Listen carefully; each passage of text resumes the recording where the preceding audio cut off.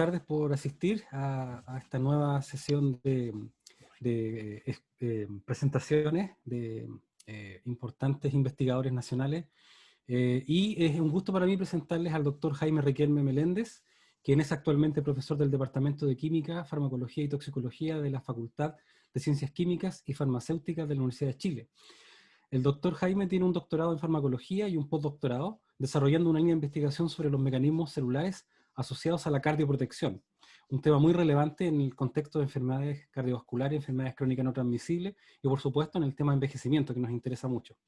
Ha llevado a cabo 2 proyectos como investigador principal, ambos asociados al estudio de los exosomas en el sistema cardiovascular, un tema que está muy candente, por decirlo así, en todo lo que es la investigación biomédica.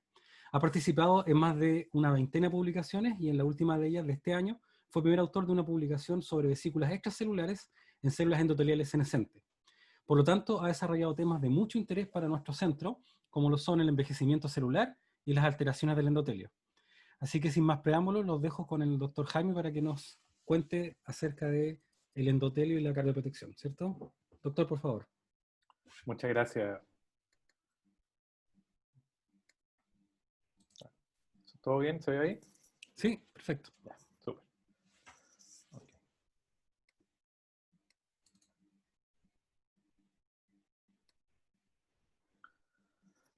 Bueno, le agradezco mucho su participación en esta charla y le agradezco mucho también por haberme invitado a hablar un poco acerca de este tema que a mí me apasiona tanto, que es la cardioprotección y más aún el endotelio. También agradezco la presentación que han realizado. Yo, bueno, soy médico veterinario egresado de la Universidad Católica Temuco y, bueno, hice el doctorado en farmacología en la Universidad de Chile. Y sí, hice un postdoctorado en Chile, en el Centro Avanzado de Enfermedades Crónicas, y una parte de mi postdoctorado también lo hice en Inglaterra. Lo menciono porque hay varias colaboraciones en conjunto con este grupo que los voy a ir mencionando en esta presentación. Entonces, la primera parte va relacionado a la cardioprotección. ¿Ya? Antes de entrar en algunas cosas relacionadas al endotelio, vamos a hablar un poco acerca de cardioprotección.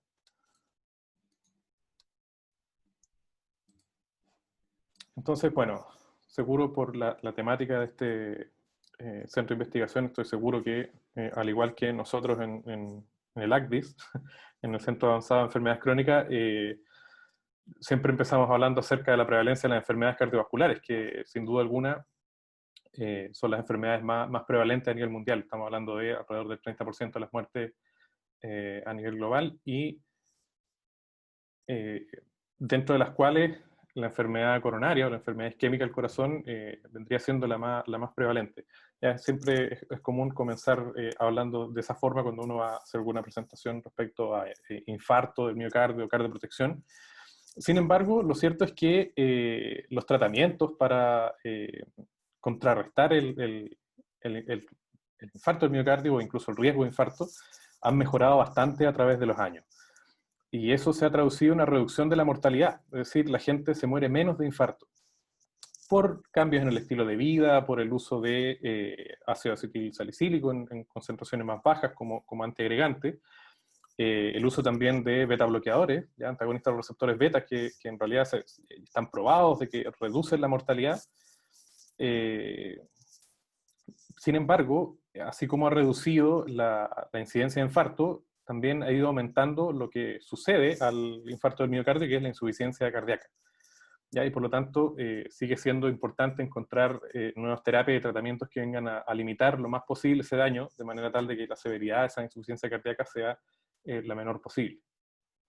Entonces, bueno, si bien no es la única causa del infarto, sin duda alguna que la más preponderante es la aterosclerosis, sin lugar a dudas.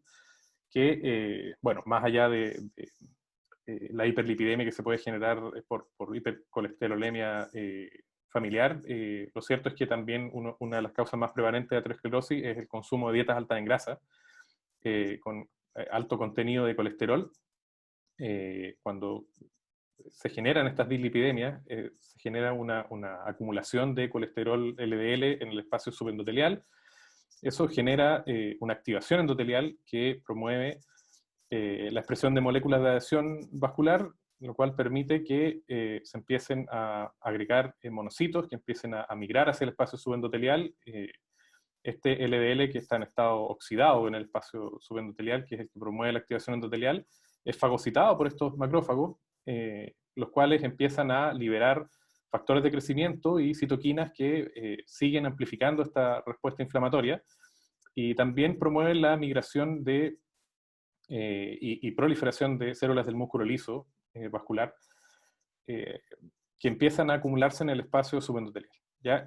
Asimismo, esas células, esos macrófagos que empiezan a fagocitar estas lipoproteínas de baja densidad, oxidadas, se terminan transformando en células espumosas, ya que eventualmente terminan muriendo y se empiezan a generar cristales de colesterol. Eso asociado a todo este proceso de neovascularización por crecimiento del músculo liso, en el fondo empiezan a generar un daño en la pared vascular que puede llegar incluso a generar la ruptura de esta.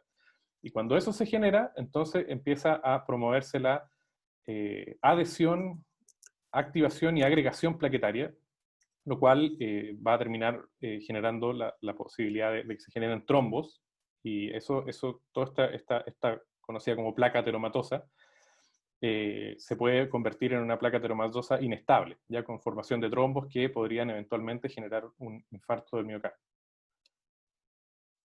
Entonces, bueno, respecto, esto sin duda alguna por mi expertise, es una presentación que tiene más relación con la parte de investigación. Sin embargo, cabe señalar que la manifestación clínica de la enfermedad coronaria que antecede el infarto es la angina de pecho, ya que, bueno, a veces está escrito como dolor, pero hay muchos textos que lo describen simplemente como una molestia compresiva, pesante, que tiende a irradiar al hombro izquierdo, la cara flexora al brazo izquierdo, el maxilar inferior o el área epigástrica. Ya, bueno, ¿qué factores pueden precipitarla? Esto va asociado a, por ejemplo, el ejercicio, que puede aumentar, en el fondo, la demanda de oxígeno del miocardio, y en realidad el miocardio empieza a recibir menos de lo que necesita para suplir ese aumento del gasto cardíaco. Entonces, bueno, también se puede generar por situaciones, por ejemplo, relacionadas a algún estrés emocional. Ya, en el fondo, cuando alguien habla de que no sé, un partido de fútbol, una final importante, puede resultar literalmente infartante, esa aseveración no es azarosa. La verdad, las cosas es que una persona por un estrés emocional grande, una descarga enérgica grande, podría morir de infarto. ¿Ya? Porque eso es imagínense una arteria coronaria normal, pero una arteria coronaria con placa ateromatosa está bastante reducida. ¿Ya? Entonces aquí se puede generar angina en condiciones de ejercicio. También hay otra angina que se puede generar que se considera vasoespástica, por ejemplo, asociada al estrés emocional.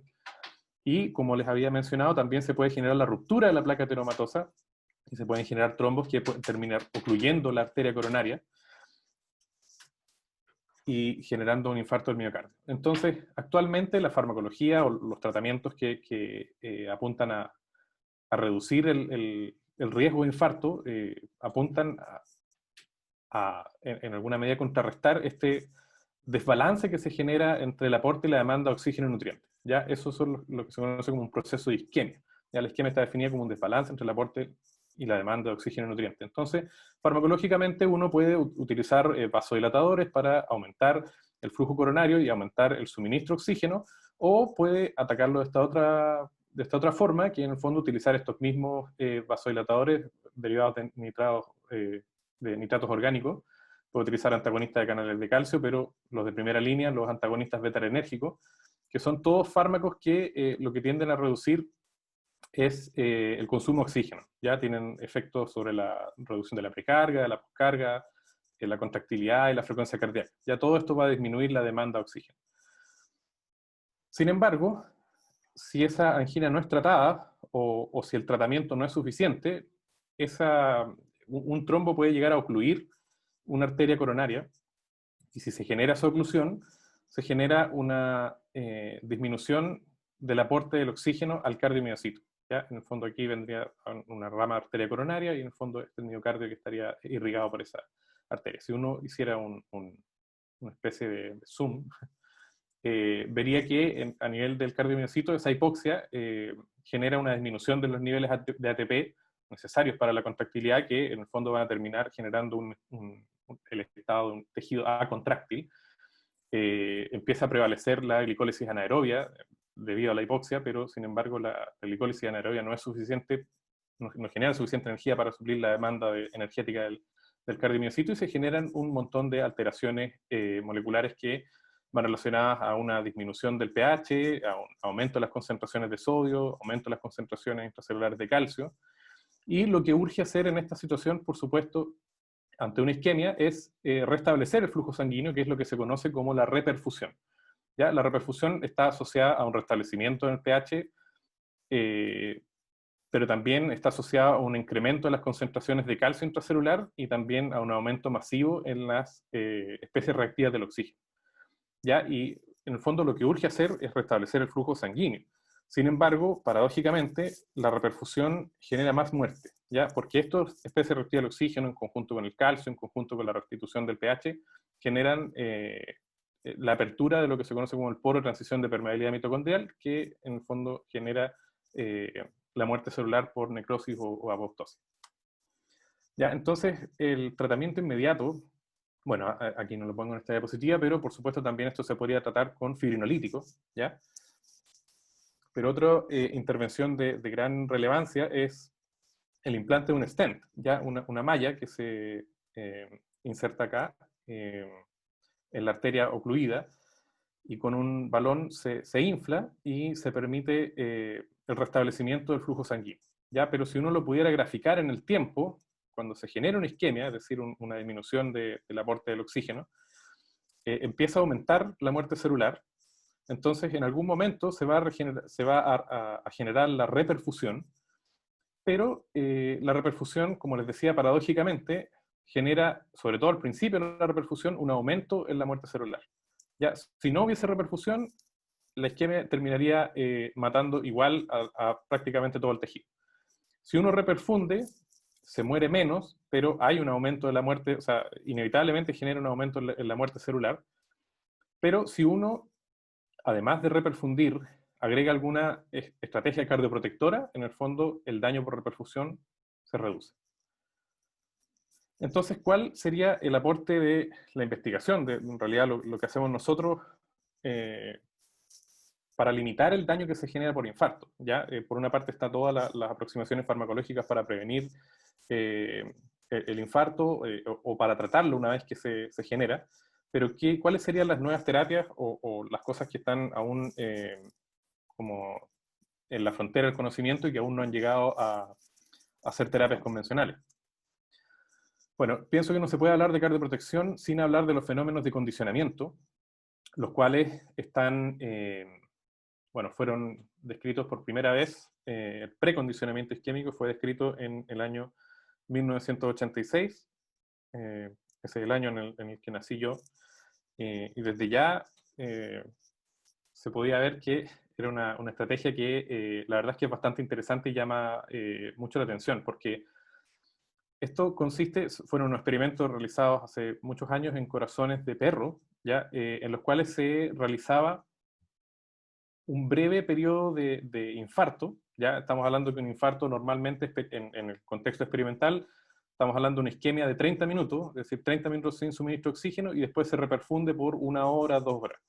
¿Ya? Pero si uno aplica un infarto breve, estamos hablando de 5 minutos de isquemia, 5 minutos de reperfusión, y uno repite eso, no sé, por ejemplo, por 3 ciclos, antes de un infarto de larga duración, por alguna razón, ese corazón se tiende a proteger, ¿ya? En el fondo, y por eso se le llama condicionamiento. En alguna medida uno genera un daño controlado que en el fondo le permite al miocardio prepararse para el golpe más fuerte del infarto, ¿ya? Y de ahí derivan un montón de protocolos que aparecieron como precondicionamiento tardío, es decir, hacer estos ciclos de breves infartos y después esperar mucho tiempo antes de un infarto de larga duración, igual protegida. También se ha visto que uno puede postcondicionar de forma isquémica, es decir, al final de la isquemia y al inicio de la reperfusión, uno puede generar estos breves ciclos de infarto y se gatilla la protección, ¿ya? Y esto es bastante potente, ¿ya? El condicionamiento isquémico se ha probado en todos los mamíferos, ¿ya? Incluido el ser humano, y funciona en todos, ¿ya? Pero más importante aún, es que en el año 1993 se descubrió lo que se conoce como el condicionamiento remoto, ya que es aún más interesante, porque en realidad, si lo piensan, en el fondo, generar un microinfarto, para llevarlo a la práctica, en el fondo uno tendría que ocluir voluntariamente, o sea, ocluir la arteria coronaria por 5 minutos y liberarlo por 5 minutos, ocluirlo por 5 minutos, liberarlo por 5 minutos, hasta que después generar un infarto de larga duración, entonces eso protegería. Ya, pero eso, si lo piensan, es muy poco práctico. Ya, en el fondo, uno no podría prevenir un infarto a menos que sea el contexto de una cirugía cardíaca. Ya, en cualquier otro contexto, el condicionamiento isquémico no funciona. Pero el condicionamiento remoto consiste en generar breves periodos de isquemia, pero no en la arteria coronaria, sino que en las extremidades. Ya, por ejemplo, los brazos, o incluso también se ha visto que puede ser generado en las piernas. Ya, pero tan simple como un esfingomanómetro, aumentar la presión en el brazo por 5 minutos, después soltarlo por 5 minutos y generar estos mismos protocolos como de breves infartos antes de un infarto de larga duración. Y eso también se ve que es protector. Ya en el fondo se ha visto que algo se está generando acá y que viajaría tanto por vía, estaría trasladando al corazón a través de la sangre, y también se han visto vías neurológicas implicadas. Y eso se ha visto que en el fondo no solamente genera protecciones al corazón, sino que cualquier otro órgano que sea sometido a esquema de reperfusión se protege. ¿Ya? Entonces, esto es interesante. Ya no importa lo que les voy a mostrar a continuación, pero lo cierto es que yo siempre he pensado que esto para mí es para un premio Nobel. ¿Ya? O sea, en el fondo, si funcionara de forma efectiva en pacientes, estamos hablando de algo que es barato. ¿Ya? En el fondo, es simplemente aplicar una presión en el brazo. Es simple de hacer. ¿Ya? Y en el fondo genera cardioprotección. Ya, si esto funcionara bien, o sea, yo entiendo por qué también tantos investigadores, tantas investigadoras, tanto financiamiento se ha invertido en esto, ya, porque es algo que es de todas maneras que prometedor. De hecho, desde el punto de vista como experimental en infarto, los fenómenos de condicionamiento es la forma más potente que hay de proteger el miocardio, es la forma más potente de reducir el tamaño de infarto. ¿Ya? Y bueno, también se ha visto que uno puede generar protección farmacológica, ¿ya? En el fondo, es decir, en estos mismos periodos de esquema de reperfusión, ya sea previo o posterior, al momento de la reperfusión uno puede agregar de forma intracoronaria, por ejemplo, adenosina, nitrito, ciclosporina A, que en el fondo también podría ser intravenoso, que ciclosporina A se sabe que retrasa la apertura del poro de transición de permeabilidad mitocondrial. Esto es una simplificación, ¿ya? Lo cierto es que aquí hay, no sé, cuatro fármacos. Lo cierto es que se han descrito al menos 3.000 moléculas, por lo menos, que protegen en infarto. ¿Ya? Entonces, la protección farmacológica, la verdad es que hay mucho de eso. Y lo que uno quiere llegar, o sea, el punto final de todas estas maniobras es precisamente siempre reducir el tamaño de infarto. Ya este es un corazón de cerdo, al cual se le generó un infarto de manera artificial, por supuesto, experimental. Y aquí ven en un color más rojo claro el área de riesgo, y en color blanco el área infartada. Ya, mientras que el corazón de un cerdo que recibió alguna maniobra cardioprotectora, en el fondo se ve que ese tamaño de infarto se reduce. ¿Ya? Que no hay nada que lo lleve a cero, ¿eh? Nada que lleve como al corazón como si no hubiese tenido ningún tipo de daño. Hasta el momento siempre hablamos como una reducción del tamaño de infarto y en el fondo una mejoría en la función ventricular, pero lo cierto es que no hay nada que lo pueda revertir como si no hubiese ocurrido nunca. Entonces, cuando uno dice, bueno, esto todo es en evidencia preclínica, es decir, modelos animales. Sin embargo, también se ha probado en pacientes, ¿ya? En seres humanos que han sido sometidos, por ejemplo, a cirugías cardíacas, y en el fondo se les ha aplicado eh, alguna maniobra de condicionamiento, como muestra acá esta tabla, que es una tabla que muestra todos los estudios clínicos que han evaluado fenómenos de postcondicionamiento en pacientes, es decir, al final del esquema y al inicio de la reperfusión, generar un condicionamiento isquémico. Aquí se ve el porcentaje de tamaño de infarto, y aquí se ve en estas como cuadrados de color oscuro aquellos estudios que mostraron una diferencia significativa respecto al placebo en la reducción del tamaño de infarto, ya medido por distintos métodos, pero si se fijan son varios estudios. ¿Ya? Entonces uno decía, bueno, podríamos pensar que se viene el premio Nobel. Sin embargo, hay un pero grande, ya que es el número de pacientes. Si se fijan, todos estos son ensayos de prueba de concepto, ya tienen muy pocos pacientes. Lo mismo con el precondicionamiento isquémico remoto, que como les había dicho, era una maniobra más práctica y más simple de realizar. ¿Ya? Pero nuevamente también muy prometedores, ya se ha visto en más de algunos que protegen, pero nuevamente la cantidad de pacientes para lo que es un ensayo clínico es escasa. ¿Ya? Eh, entonces, para resolver este dilema, se realizó un ensayo clínico que fue publicado en New England Journal of Medicine, en el cual se utilizó la estrategia de precondicionamiento isquémico remoto en cirugía de bypass coronario, ¿ya? Pero este estudio sí tenía 1.600 pacientes, ¿ya? Mucho más interesante, mucho más representativo. Sin embargo, se vio en la conclusión de que el precondicionamiento isquémico remoto no mejoró los clinical outcomes en pacientes que fueron sometidos a este bypass coronario. ¿Ya? Un tremendo golpe a todo el grupo de cardioprotección. ¿Ya? Eh, Sin embargo, no hubo un segundo intento, ya en un ensayo que muchas de las personas que son líderes en cardioprotección desarrollaron este segundo ensayo, ya el famoso ERIC PPCI, que se revelaron los resultados el año pasado. La verdad es que estábamos todos con los dedos cruzados respecto a esto. Se evaluó condicionamiento isquémico remoto en pacientes que eran infartados, no con cirugía cardíaca, sino que en este caso eran pacientes que habían recibido un infarto y que en el fondo recibieron el tratamiento de reperfusión. Y a esto se le daba un condicionamiento isquémico remoto. Sin embargo, el condicionamiento isquémico remoto no fue capaz de mejorar, o sea, no hubo diferencias respecto a los no tratados, tanto en la muerte cardiovascular como en las hospitalizaciones por falla cardíaca. Esto un año después por un seguimiento durante un año en pacientes que tuvieron infarto del miocardio con elevación del segmento CT, que recibieron intervención coronaria percutánea. ¿Ya? Entonces, esto la verdad es que yo incluso tuve la oportunidad de conversar con este investigador Derek Hauserloy, que en realidad se fijan es el primer autor de este trabajo, y él consideraba que si esto no funcionaba era el último clavo en el ataúd. Esa fue la expresión que utilizó.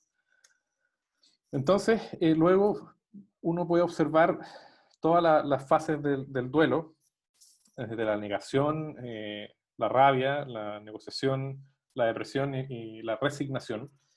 Y esto me refiero porque más de alguna persona trabajando en esto, la verdad es que se rehusaba a pensar que en el fondo la cardioprotección no había funcionado, los fenómenos de condicionamiento no habían funcionado. También es posible ver un poco de rabia también, es decir, por ejemplo, no sé, en alguna ocasión yo, bueno, tuve la oportunidad de trabajar con Derek Yellon, que es otro investigador que trabaja en cardioprotección, y en alguna ocasión cometí el error de decirle que el ensayo clínico, el ERICA Trial, había tenido resultados negativos, ante lo cual me corrigió en el acto y me dijo que en realidad los resultados eran neutrales, no eran negativos.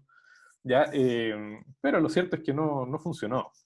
¿Okay? Entonces, eso llevó a, bueno, distintas especulaciones, eh, muchas editoriales, muchos artículos de revisión, muchas opiniones respecto a pensar, por ejemplo, que el condicionamiento isquémico remoto puede funcionar en pacientes de alto riesgo. ¿Ya? En el fondo, ellos hacen análisis de que sus pacientes en el último, en el ensayo ERIC PPCI, en el fondo eran pacientes de bajo riesgo, entonces quizás funcionan en pacientes de alto riesgo.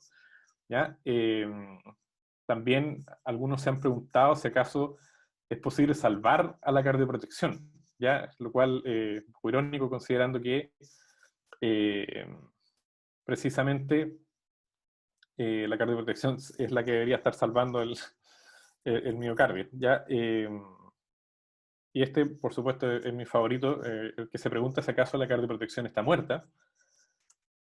De hecho, tiene un abstract que es bastante atractivo, ya porque habla de que la senda, el camino hacia la traducción refiriéndose a la traducción de resultados desde el laboratorio hacia los pacientes. Entonces, el camino hacia esa traducción es semejante al ascenso al Everest, ¿ya? Que está pavimentado con cadáveres.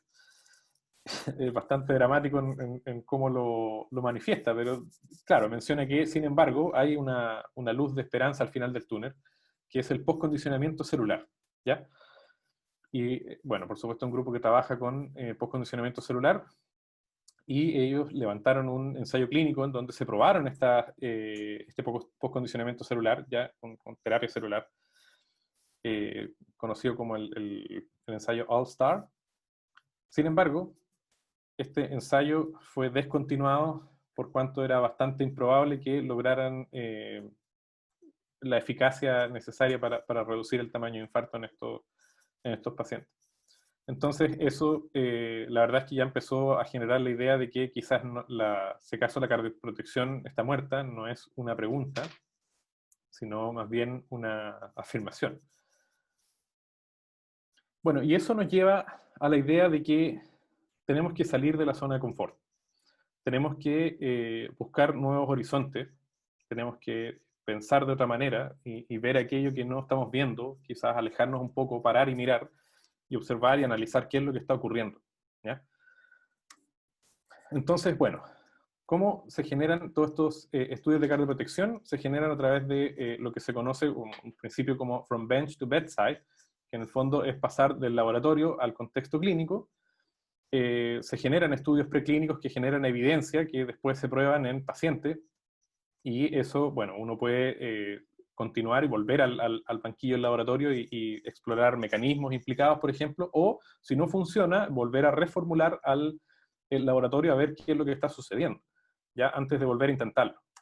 Entonces, uno de los primeros análisis que salió respecto a este tema, que a mí me gusta mucho, es una perspectiva, o sea, no es más largo que una editorial, pero en el fondo se hace un análisis respecto a cómo los modelos que se utilizan en el laboratorio, ya en el banquillo del laboratorio, los comparan con el contexto clínico. Entonces, en el banquillo del laboratorio, ¿qué es lo que tenemos? Modelos que son en animales pequeños o grandes, pero son modelos, por cierto, que reduccionistas, ¿ya? Sin embargo, estamos reduccionistas porque, no sé, o sea, hoy en día ya es más prevalente hacer estudios con ratas o ratones macho y hembra para ver los distintos cambios, pero lo cierto es que hay una gran cantidad de literatura que es solo con animales machos, 250, 350 gramos, libre de enfermedades, y claro, por eso es reduccionista, pero esto, ¿qué es lo que permite? Evaluar mecanismos, ¿ya? En el fondo permite limpiar el sistema y realizar estudios mecanísticos. Pero el valor traduccional, es decir, nuevamente, para pasar del banquillo a la cama del paciente, el valor traduccional es bajo, ¿ya? Es bastante bajo.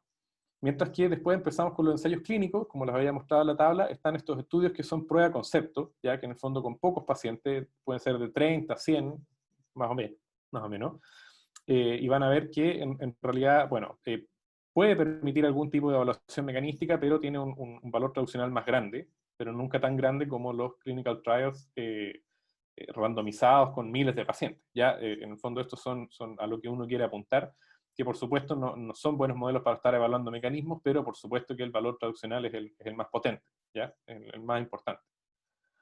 Entonces, esta es otra propuesta que a mí, desde el punto de vista de los modelos, porque hay algunas observaciones que se han hecho, hay tres grandes observaciones respecto a qué es lo que no está funcionando en la cardioprotección. La primera son los modelos, ¿ya? Y esta a mí me llamó la atención, porque en realidad es una comparación entre los modelos clínicos y los modelos animales. Aquí arriba se ven los animales y aquí se ven los clínicos.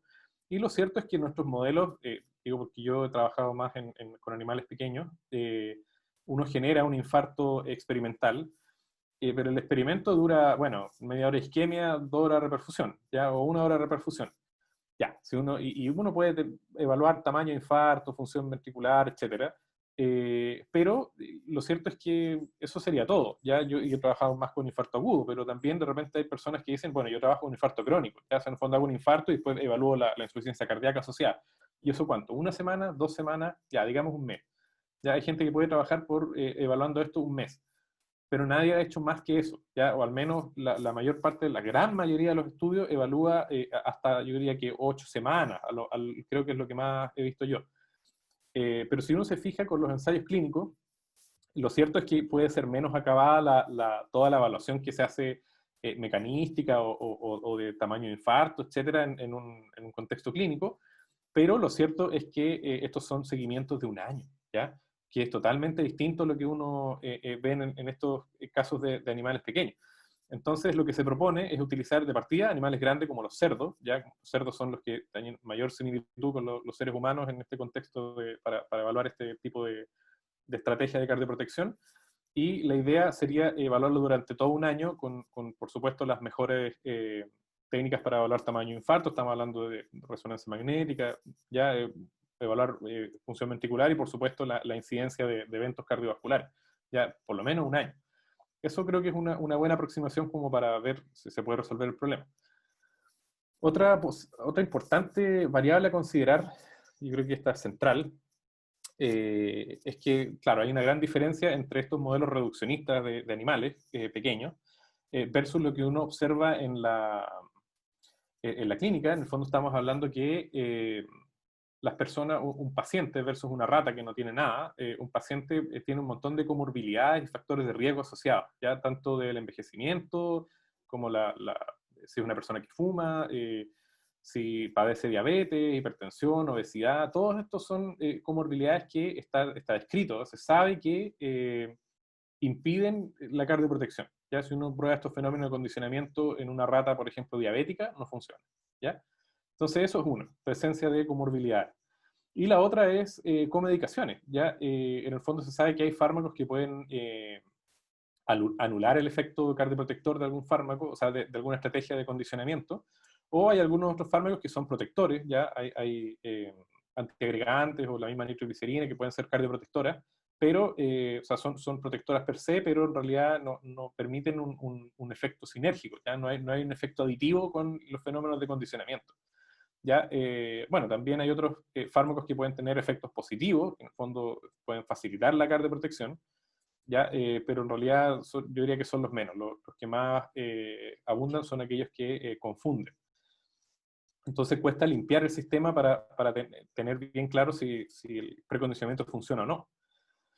Y entonces la tercera observación importante que se ha hecho al respecto es lo que se conoce como una aproximación multitarget. Ya en el fondo, como les decía, hay alrededor de 3.000, es que no más, moléculas que se han descrito para generar cardioprotección, y se unen a distintos blancos. Ya en el fondo, no solamente en el cardiomiocito, también en otros tipos celulares, y hay distintas formas de proteger. Ya como les había dicho, una son los fenómenos de condicionamiento, la otra es por protección farmacológica.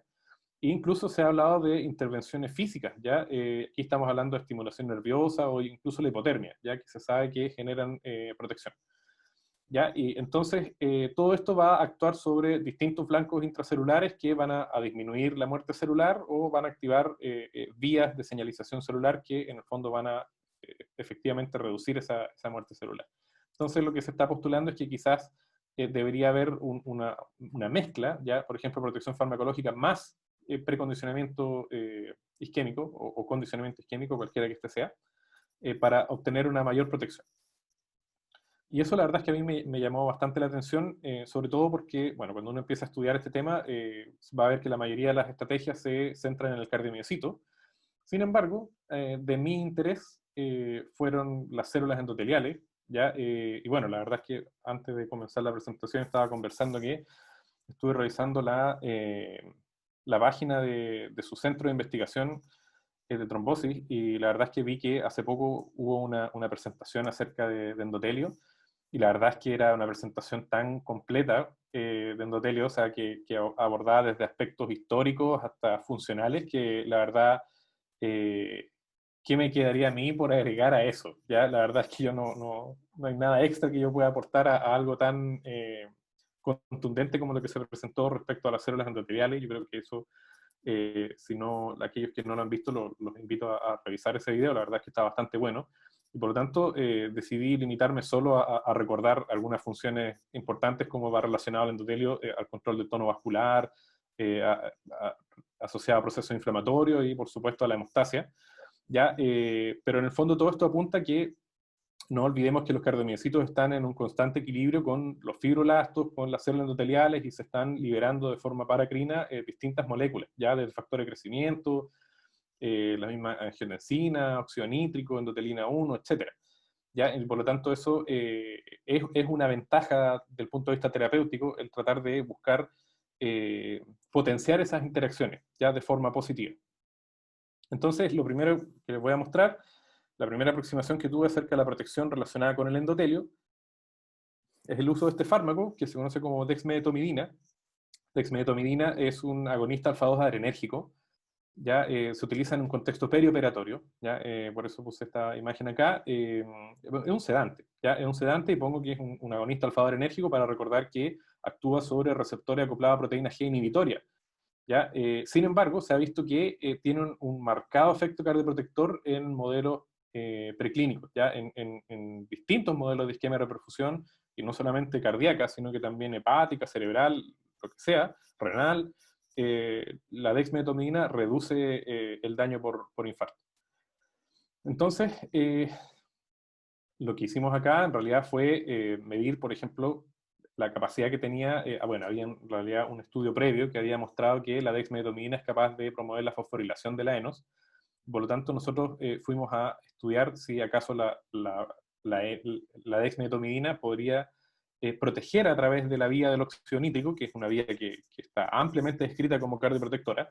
Pero antes de ver eso, evaluamos si la dexmedetomidina era capaz de aumentar la producción de óxido nítrico, lo cual esto lo hicimos en un modelo de corazón aislado, ya les voy a mostrar un poco de eso, y vimos que en efecto, a distintos tiempos, la verdad es que desde los 5 minutos se ve un aumento significativo en la producción de nitritos, ¿ya? Que es un marcador de la producción de óxido nítrico, y eso tenía concordancia con la activación de la enzima de la ENOS. Esto es una electroforesis de baja temperatura que muestra la formación de dímeros de ENOS, que es el estado activo de la enzima, y hay mayor formación de dímeros de ENOS en presencia de la DEX.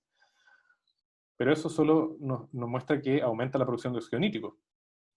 Pero después la probamos en este sistema que se conoce como sistema de Langendorf, ya donde uno extrae el corazón de una rata y lo puede montar en este sistema y lo puede mantener latiendo, perfundiendo un buffer especial que mantiene este corazón latiendo.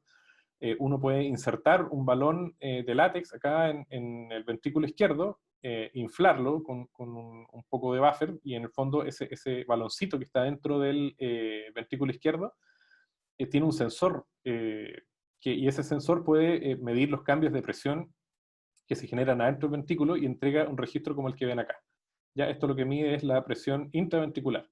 Ya entonces cuando se generan estos pics, en el fondo es la contracción, y cuando baja la curva, en el fondo es relajación. Ya aquí se ve una pequeña animación, bueno, si observan bien parecía tener una arritmia, pero en el fondo más o menos así lo vería. Y entonces lo interesante de este modelo es que uno puede detener el flujo de la bomba, uno perfunde este corazón a través de una bomba peristáltica, que es la que está acá, que en el fondo perfunde el corazón con el buffer que lo mantiene latiendo, pero uno puede parar el flujo y en el fondo generar un infarto global, ¿ya? También uno podría generar un infarto regional, pero en el fondo uno puede frenar esa bomba y generar en el fondo deja de recibir este corazón el buffer que viene oxigenado, y por lo tanto uno simula lo que se generaría en un infarto. ¿Ya? Entonces, al final de ese infarto, uno puede teñir ese corazón con una tinción que se conoce como trifeniltetrazolio, que en el fondo va a teñir de color rojo las células que están viables y va a dejar de color blanco aquellas que están infartadas, están muertas. Uno puede después cortar este corazón en distintas secciones y en el fondo aquí va a tener todo en blanco las áreas infartadas, y uno puede hacer un análisis planimétrico de esto y determinar el tamaño de infarto. ¿Ya? Entonces, en este estudio vimos que, bueno, primero generamos un infarto, ya en condiciones no tratadas, y vimos que al administrar la dexmedetomidina, ese tamaño de infarto se reduce. Sin embargo, ese efecto protector se pierde cuando uno coadministra la dexmedetomidina con el ename, que es un inhibidor de las óxido nítrico sintasa, cuando uno utiliza el PTO, que es un atrapador de óxido nítrico, y cuando uno utiliza un inhibidor de PKG, ¿ya? Y aquí puse esta vía ENOS-oxionítrico PKG para recordar que es una vía muy conocida como cardioprotectora, y entonces cuando uno la inhibe, la protección se pierde. ¿Ya? Lo mismo observamos con la función ventricular. Esto en realidad es uno de los parámetros más representativos, que es la presión desarrollada, en el cual uno ve que, bueno, con todos los tratamientos en condiciones basales, la presión desarrollada es similar, mientras que al final de la reperfusión esa presión desarrollada se reduce muchísimo, lo cual se tiende a recuperar con la dexmedetomidina, pero ese efecto protector se pierde cuando uno coadministra el fármaco con cualquier inhibidor de la vía N-oxoxionítrico-PKG. Pero hasta el momento eso no nos dice que está actuando a través del endotelio. ¿Ya? Entonces lo que hicimos después fue aislar cardiomiocitos de rata adulta. Este experimento lo hice en el Hatter Cardiovascular Institute, liderado por el doctor Yellon, que les había mencionado antes. Y aquí, bueno, me enseñaron a hacer esta aproximación de esquema de reperfusión in vitro, ya donde uno tiene, en el fondo, aísla los cardiomiocitos de rata. En el fondo implica tener un corazón como el que ven acá, y uno le perfunde una enzima, una colagenasa, una enzima que lo que hace es destruir el tejido conectivo, destruye las fibras de colágeno, y en el fondo permite, en alguna medida, desarmar este corazón y en el fondo aislar los cardiomiocitos, ¿ya? Y dejarlos en una placa.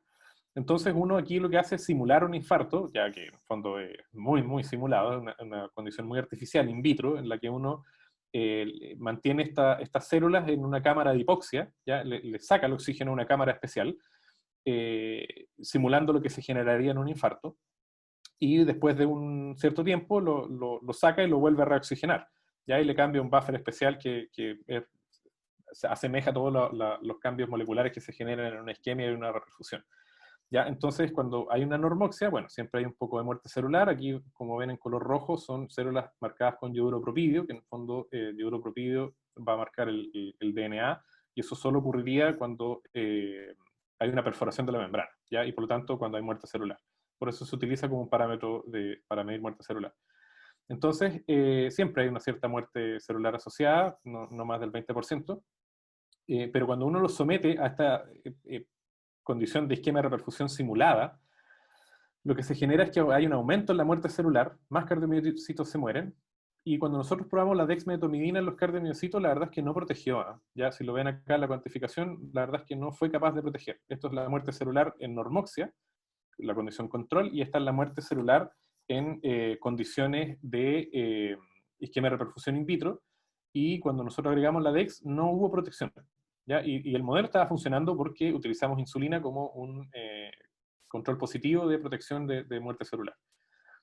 Sin embargo, cuando nosotros administramos la dexmedetomidina a células endoteliales, más específicamente células HUVEC, cuando administramos la DEX a células endoteliales, y después estas células estaban puestas en un transwell, en un inserto, en el cual uno administra la dexmedetomidina a las células endoteliales y después las co-cultiva con los cardiomiocitos. En el fondo monta en un sistema en la placa donde quedaría el endotelio arriba del cardiomiocito, y cuando uno lo utiliza con el endotelio solo, si uno hace un cocultivo entre el endotelio y los cardiomiocitos de rata adulta, no hay una diferencia en la muerte celular, por ejemplo, cuando las células no están tratadas con nada, es decir, se siguen muriendo.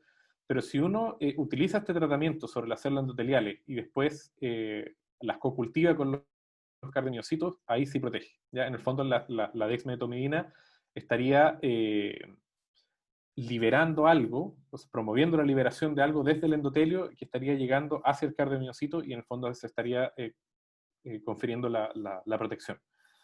¿Ya? Entonces, bueno, por supuesto nosotros no evaluamos todo, pero por supuesto que, como ya habíamos visto, la vía N-oxonítrico-PKG, lo más lógico es que esto fuera mediado por óxido nítrico.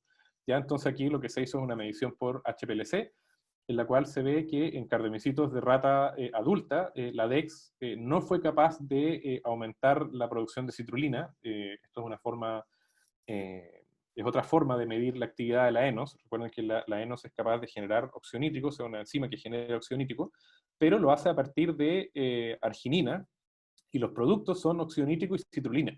Entonces aquí vimos que en realidad el fármaco no fue capaz de aumentar la producción de citrulina. Sin embargo, cuando lo hacemos en células endoteliales, la DEX sí fue capaz de aumentar la producción de citrulina, y por lo tanto estaba activando la ENOS, lo cual es inhibido por la coadministración con el inhibidor de las NOS y también por el antagonista de los receptores alfa-2, que es la yohimbina. ¿Ya? Entonces, nosotros venimos a proponer que se sabía que la DEX era capaz de proteger el corazón, pero nosotros estábamos diciendo que requiere el endotelio para proteger. ¿Ya? Entonces, bueno, otro punto relacionado a la carta de protección que también he estado desarrollando junto a un montón de personas estos últimos años va relacionado a las vesículas extracelulares, ¿ya? Y en el fondo van a ver que el resto de la presentación acá les voy a hablar de exosomas, pero lo cierto es que la nomenclatura correcta son vesículas extracelulares pequeñas, ¿ya? Hoy en día cada vez se sabe más acerca de exosomas y en el fondo hay más... ¿cómo decirlo?, conocimiento al respecto y mientras más sabemos de vesículas extracelulares, nos damos cuenta que más nos falta por desarrollar. ¿Ya? Entonces, bueno, muy brevemente, seguro algo habrán escuchado acerca de los exosomas, que en el fondo son nanovesículas que se generan en cuerpos multivesiculares y son liberadas por prácticamente todas las células, ¿ya? Y en el fondo, para que se hagan una idea, un cardiomiocito mide alrededor de 100 micrones, cuerpo apoptótico de 1 a 5 micrones, las microvesículas, que son vesículas extracelulares más pequeñas, pueden medir de 100 nanómetros a 1 micrón, y los exosomas en realidad miden, bueno, la verdad es que la literatura es un poco variable, pero aproximadamente entre 40 a 150 nanómetros, ya son muy pequeños. Y se sabe que lo que hacen estas nanovesículas es que pueden llevar señales de una célula a otra. Ya son como un método, como un canal de comunicación intercelular. Ya, entonces, que pueden entregar proteínas o microRNAs o receptores activados de una célula a otra. Ya pueden tener un ligando en su superficie que puede activar un receptor, o pueden venir con un receptor activado, fusionarse con la membrana. O sea, hay un montón de mecanismos propuestos, de los cuales algunos se han probado con más contundencia que otros. Sin embargo, yo quería dejar un pequeño mensaje respecto al exosoma antes de hablar un poco de algunos experimentos, pero como les decía, la verdad es que es una historia en desarrollo. Ya hay que tener mucho cuidado con las estrategias que uno utiliza para estudiarlos, por cuanto, bueno, este estudio a mí me llama bastante la atención, me parece tremendamente interesante. Esto fue publicado en Journal of Extracellular Vesicles, que es la revista de mayor preponderancia en el área de vesículas extracelulares.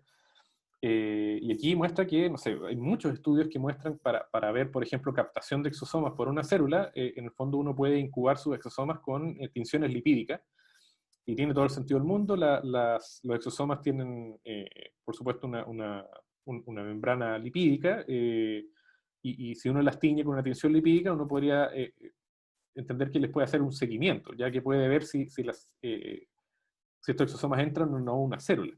Sin embargo, este estudio muestra de forma un poco preocupante que la verdad es que la tinción lipídica se une a todo, ya se une al suero y se une al BCA, ya se puede unir directamente a proteínas en ausencia absoluta de lípidos. Entonces, cuando uno ve la captación de esta tinción, ¿qué es lo que está viendo?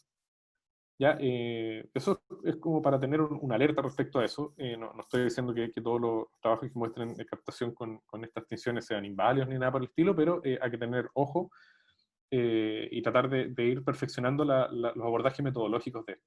Ya, de hecho, hay otro estudio que, a ver, esto no está publicado, ¿eh? Este que está acá, este estudio acá es un preprint, pero la verdad es que estuve en un seminario donde se discutió en un lab meeting con varias personas de la Sociedad Internacional de Ciclos Extracelulares, y la verdad es que es bastante interesante.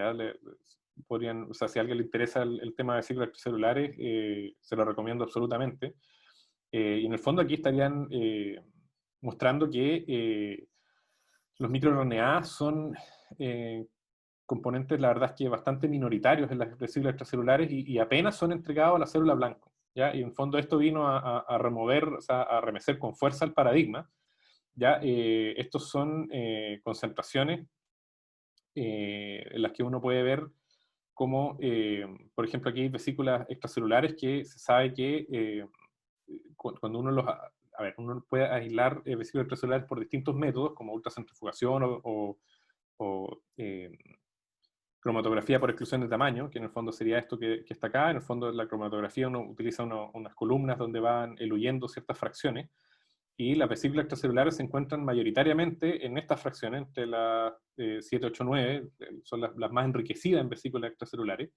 Ya, luego de eso van eluyendo las proteínas, ¿ya? Pero cuando se hizo un estudio viendo el contenido de microRNA de las distintas fracciones de estos métodos de aislamiento, la verdad es que se vio que los microRNA eluyen no copurifican con la vesícula extracelular, ¿ya? Y eso es un punto interesante a considerar, ¿eh? La verdad es que, bueno, como les decía, es un preprint, no está publicado, pero si uno va a la página donde está este estudio, hay un mensaje, uno de los primeros mensajes es de la persona que es editora del Journal of Extracellular Physics, invitando a estos autores a que metan su trabajo, lo envíen a peer review. ¿Ya? Entonces hay un interés grande en ver esto, y esto, bueno, tiene mucho más experimentos, por supuesto, pero dejé esto solo para meter miedo, ¿ya?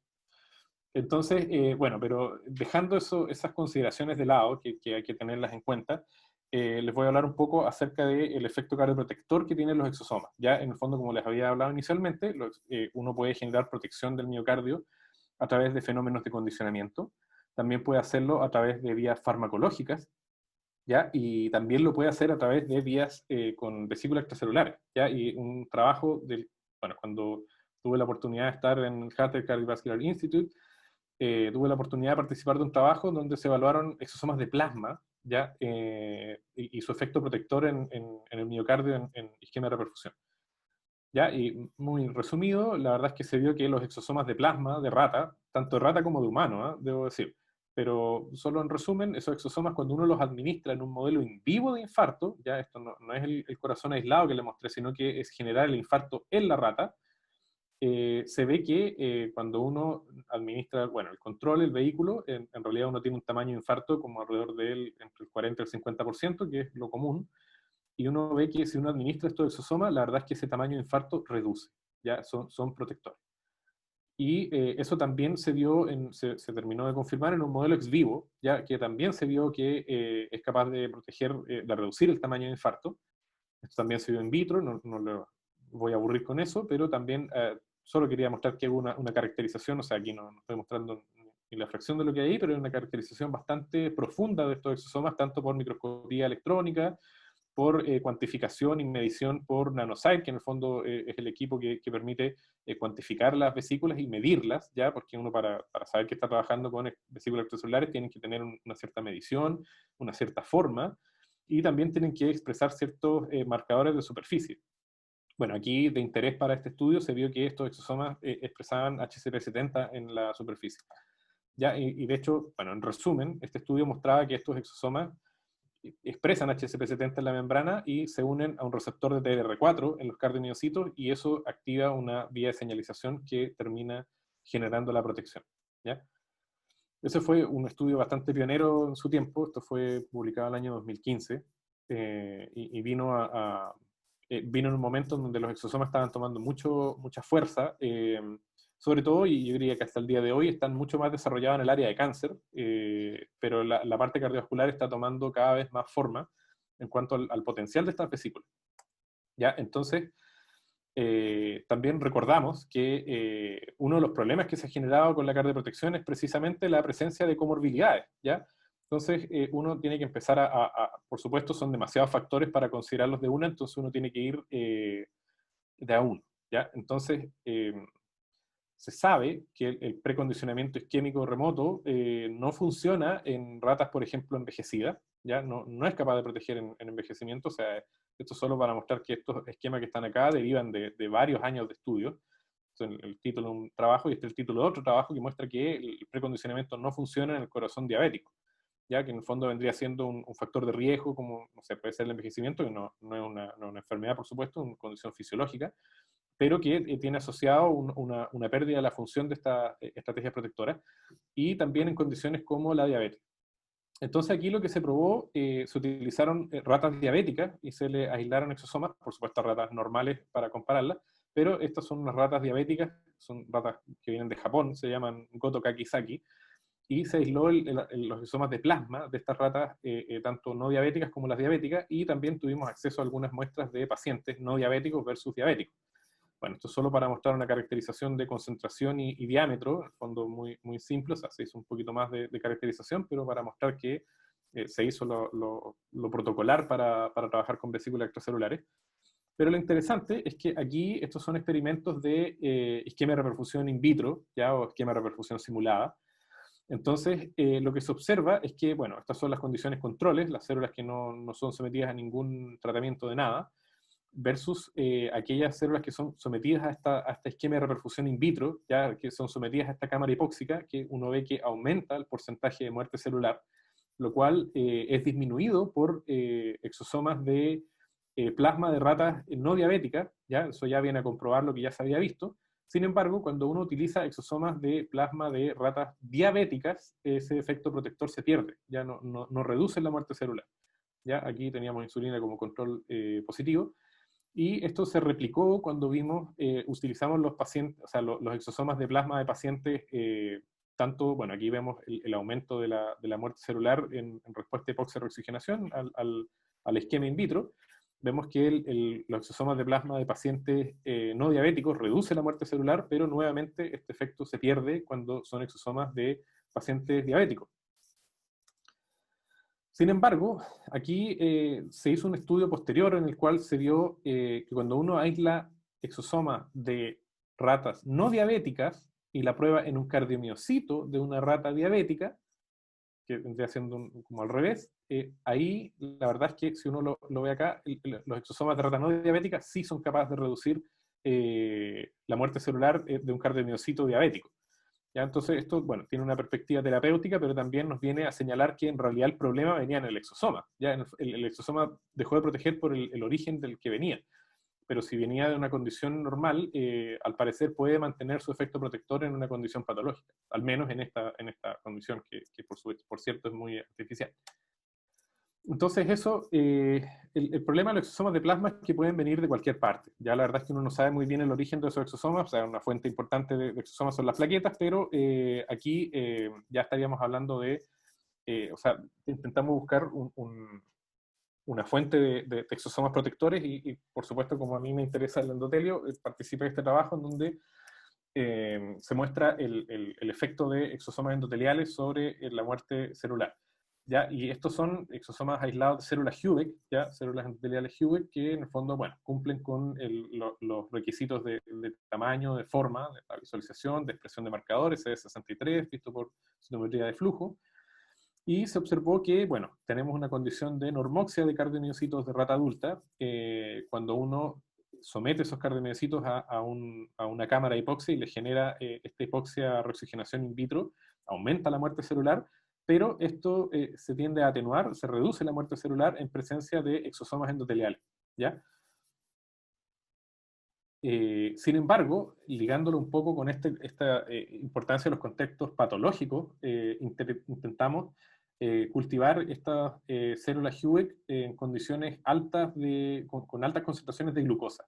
¿Ya? Por supuesto que ni se acerca a todos los cambios fisiopatológicos que se generan en la diabetes, pero al menos queríamos ver qué ocurría con altas concentraciones de glucosa. Aislamos los exosomas de células control, que tenían una concentración normal de glucosa, exosomas aislados de Hubeck con altas concentraciones de glucosa, y utilizamos monitor como un control de osmolaridad.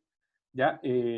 Bueno, por supuesto, estos exosomas expresan CD81, que es un marcador de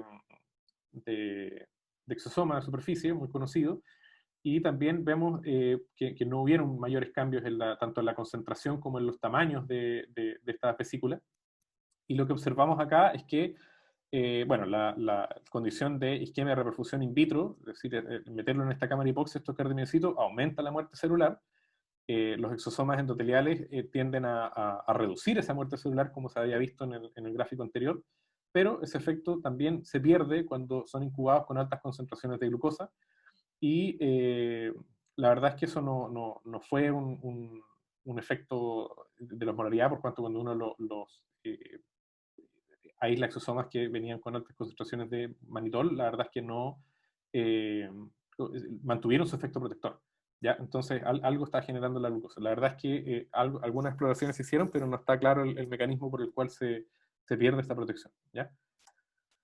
Entonces, como les había dicho, también hay una importancia de comorbilidades, ¿ya? Pero también está la presencia del envejecimiento, ya que también se sabe que las estrategias cardioprotectores dejan de funcionar en el contexto del envejecimiento, y eso nos llevó a estudiar un poco de senescencia celular, que es una de las características del envejecimiento. Específicamente, como ya verán que tengo un interés bastante desarrollado por el endotelio, aquí lo que hicimos fue trabajar un poco con senescencia celular, en el cual observamos, bueno, primero hubo una pequeña caracterización, ¿ya? En el cual vimos, bueno, que esto es senescencia replicativa, ya estos son células Hughes que son, eh, no están inmortalizadas y por lo tanto alcanzan la senescencia. Entonces, después de una buena cantidad de pasaje, empiezan a alcanzar la senescencia, lo cual está mostrado acá por la presencia de beta-galactosidasa. Esto es una eh, microscopía que muestra la presencia de células senescentes y la verdad es que es bastante interesante, ¿eh? Cómo cambian. En números son menos, ¿ya? Son menos que las células jóvenes, las células control, por decirlo de alguna manera. Son más grandes, ¿ya? Bueno, y también, recordando un poco de senescencia celular, son células que son, claro, son menos, son más grandes, pero también desarrolla lo que se conoce como un fenotipo secretor, ¿ya? En el fondo tienen una comunicación paracrina exacerbada, ¿ya? Eso fue uno de los puntos que nos llevó a estudiar la posibilidad de ver cambios con vesículas extracelulares. ¿Ya? Entonces, bueno, aquí hay una cuantificación de las células teñidas, pero también lo comprobamos con un sustrato fluorescente para beta-galactosidasa, que en el fondo mostró que las células en realidad eran senescentes. Esto también lo vemos con una microscopía electrónica, donde vemos una mayor presencia de lisosoma, también comprobado por microscopía confocal. En el fondo aquí vemos un sensor de lisosomas, que en el fondo aquí, bueno, aquí se puede ver un poco mejor en las diferencias morfológicas. Realmente increíble cómo cambian las células en estado senescente versus en condiciones normales. Está en la misma escala, pero como ven, son bastante mayor y más amorfas en tamaño. Son células que por supuesto están muy dañadas. Y bueno, hicimos una inmunofluorescencia para ver expresión de RAF7, que es una proteína de cuerpos multivesiculares, de CD63, que es un marcador de exosoma, y en el fondo vimos que en células senescentes esto tendría a estar aumentado. ¿Ya? Pero esto lo comprobamos viendo que por nanosite, que en el fondo la concentración de partículas es superior, es mayor en células senescentes, o sea, generan una mayor cantidad de exosomas respecto a las no senescentes. En tamaño están más o menos igual, ya no hay diferencia de tamaño, tampoco morfológicas en la visualización, pero sí hay un aumento en la expresión de marcadores de exosomas como CD9, como CD81, ¿ya? Que en el fondo generan hay una mayor expresión o sea, es señal de que hay una mayor expresión de exosomas, ¿ya? Entonces, bueno, cuando íbamos a ver la funcionalidad, lo lógico era que probáramos esto en cardioprotección, pero la verdad es que se generaron una serie de condiciones que, entre esos mi retorno a Chile cuando estaba haciendo el postdoctorado, que impidieron realizar esos experimentos. Había hecho una aproximación que, bueno, esto no está en la publicación, pero en el fondo nosotros vimos que, porque también siempre he quedado con la duda de que los exosomas endoteliales reducen la muerte celular, pero nunca hemos sabido cómo. Ya los exosomas que yo mostré en el trabajo del el primero, los exosomas de plasma, hay una vía ahí con TLR4, con HCP70, pero eso es con exosomas de plasma. Los exosomas endoteliales no expresan HCP70, ¿ya? Entonces no sabemos cómo generan la reducción en la muerte celular. Entonces yo fui a evaluar AKT, que es una quinasa muy conocida como protectora, y la verdad es que ni los exosomas no senescentes ni los senescentes fueron capaces de activar AKT. ¿Ya? Aquí utilizamos insulina como control positivo y la verdad es que no vimos absolutamente ninguna activación de AKT. Esto con concentraciones que generan la protección.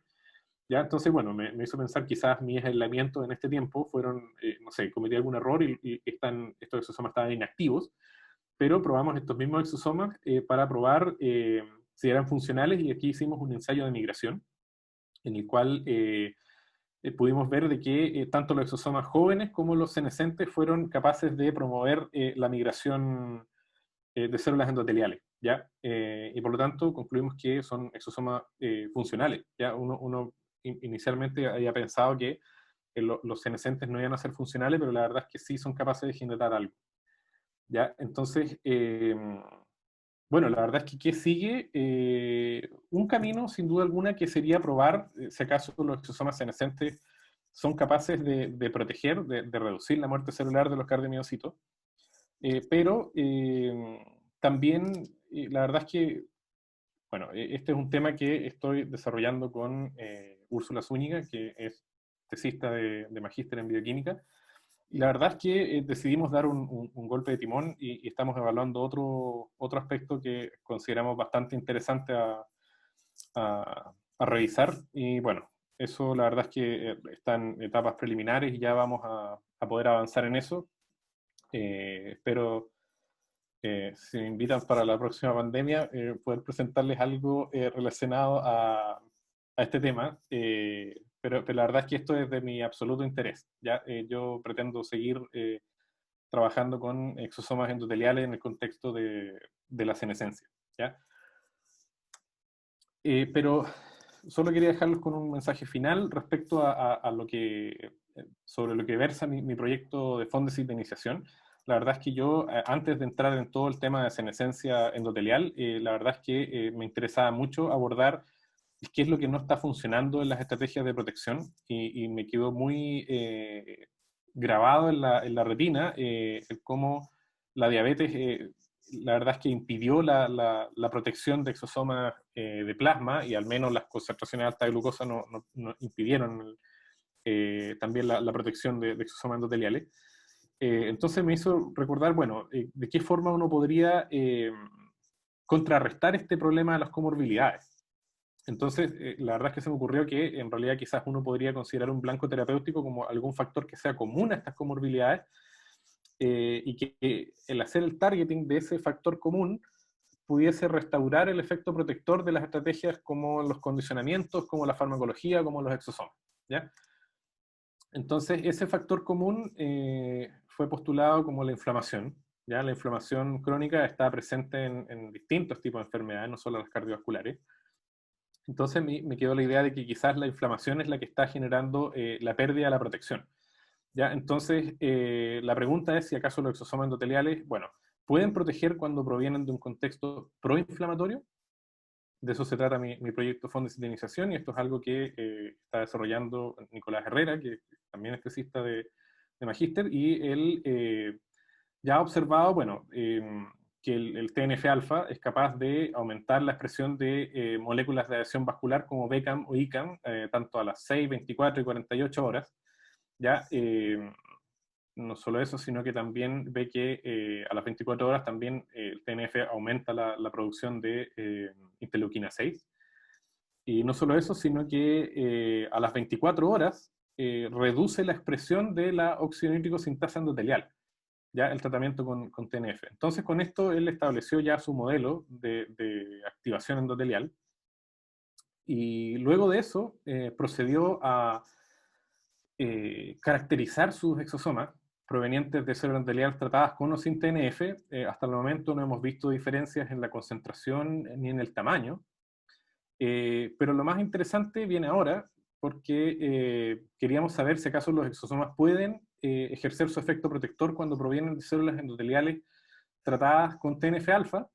Y bueno, para nuestra emoción, la verdad es que habíamos preparado estos experimentos y queríamos realizarlos hasta que apareció este bicho espantoso, horrendo, horrible, que nos tiene en condiciones muy poco gratas, pero que estoy seguro que más temprano que tarde podremos continuar nuestras vidas en todo sentido como lo habíamos planificado inicialmente.